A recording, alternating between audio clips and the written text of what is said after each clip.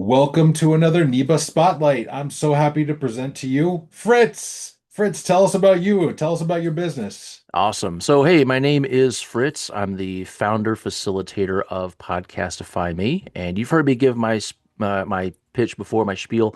I get people booked on podcasts. I turn the bookings into business. But if we look a little bit deeper, there's actually something that is kind of pervasive with a lot of business owners that want to guest on shows. And I can't tell you how many times I've been in front of a group and I've said, "Hey, quick show of hands.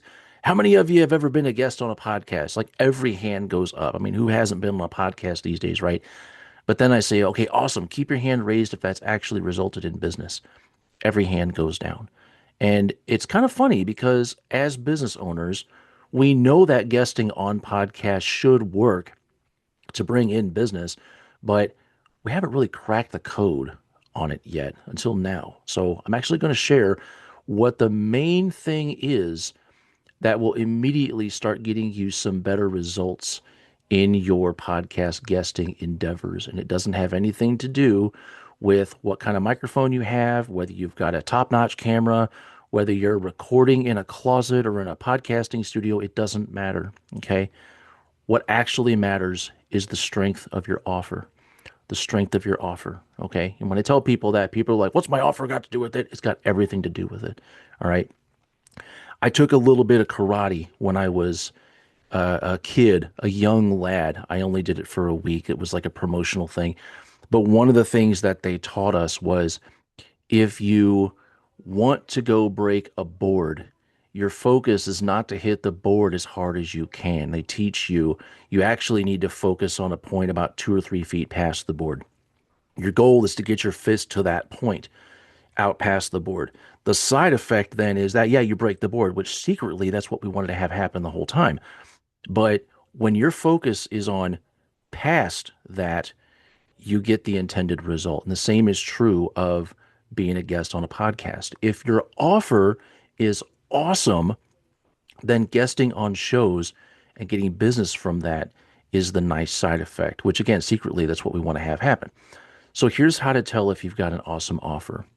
And if you get to the end of this and you're like, "Oh my goodness, I don't have an awesome offer," that's okay because the three things that I'm going to give you are a way for you to guideline yourself into getting a great offer. So the first thing is that your offer, your single offer, is going to be resonant. It's resonant. Have you ever done a deep look into what your gifts and skills and talents are? If you're a person of faith, what has God called you to be? What has He called you to do? And understanding like this is what I'm really awesome at doing. This is what really gets me charged up. I get downright excited when I think about doing XYZ for this kind of person. If you know what that is, that's the first step in figuring out if you have a resonant offer. The thought and the feeling of doing this particular thing to impact the world should so just get you so foamed up and lathered up that you, as soon as your feet get out of the bed, you're just giddy with excitement. Like, I cannot wait to get up and just do this. Like, I only need 6 hours of sleep. I know I should get 8, but I can get by on 6 because I'm just excited, right? That's resonant. All right.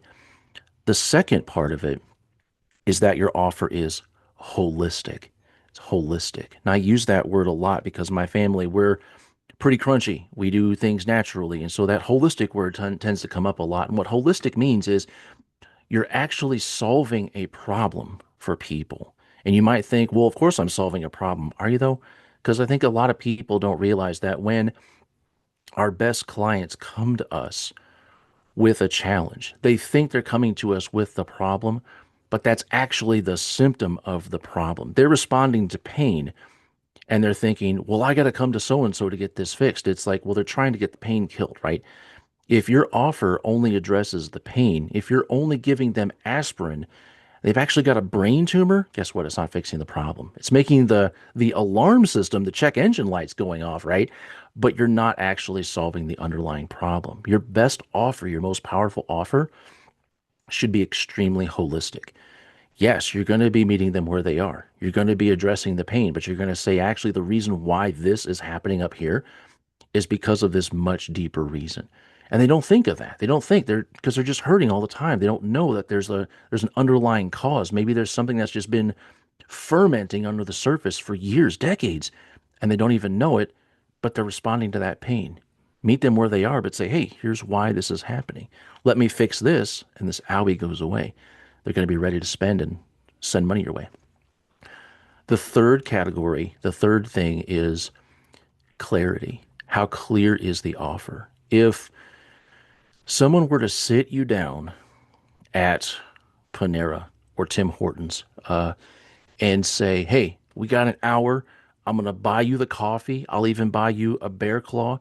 I want you to explain end to end everything about how your offer works. How is it that you do the voodoo that you do? And you should be able to say, all right, we're going to start here. We're going to go dun dun dun dun dun and just march down the list and explain end to end exactly how it works. All the secret sauce, all the crazy things that you normally would be like, well, that's part of the secret recipe. It's okay. Tell it to them, all right, and be as clear as possible. And don't be afraid to do that either, because here's the thing.